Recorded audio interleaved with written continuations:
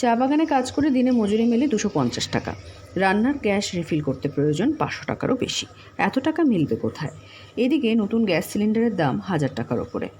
মধ্যপ্রাচ্যের যুদ্ধের প্রভাবের কারণে রান্নার গ্যাসের দাম বৃদ্ধিতে চরম সংকটে ডুয়ার্স এলাকার চা শ্রমিক পরিবারগুলি। রান্নার গ্যাস এমন দৃশ্য লক্ষ্য করা গেল আলিপুরদুয়ার জেলার কালচিনি ব্লকের রাজাভাত আটিয়াবাড়ি চা বাগান এলাকায়। হয়েছে কি গ্যাসের দাম অনেক 1250 টাকা। তো আমরা কাজ করব 40 টাকা, গ্যাস ভরবো না কি করবো, ভরতে পারছি না। খড়ি দিয়ে রান্না করি, খড়িও নাই। লাকড়ি দিয়ে আমাদের যে কাজ টাজ তো নাই, কিন্তু গ্যাস আছে দিচ্ছে সরকার। দেওয়ার পরে তো এখন দাম অনেক বাড়াই দিছে। তো এখন কি করে ভরবো আমরা? আমার তো বাগানের কাজ টাজ কিছু নেই, আমি পাবলিক এরকমে বাড়িতে বসে থাকি।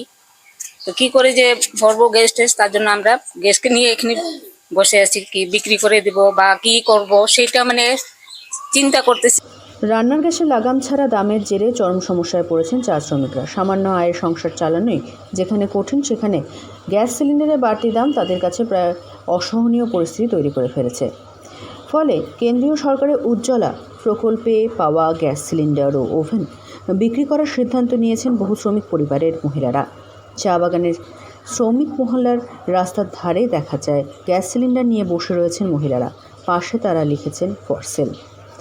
ক্রেতাদের সুবিধার জন্য সিলিন্ডারগুলি সাজিয়ে রাখা হয়েছে।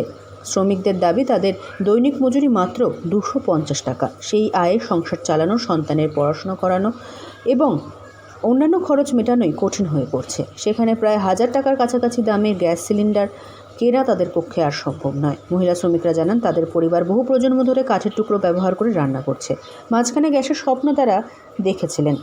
বাস্তবের মাটিতে দাঁড়িয়ে সেই খরচ আর বহন করা তাদের পক্ষে সম্ভব হচ্ছে না। আলিপুরদুয়ার থেকে অনন্যাদের রিপোর্ট, লোকাল 18 বাংলা।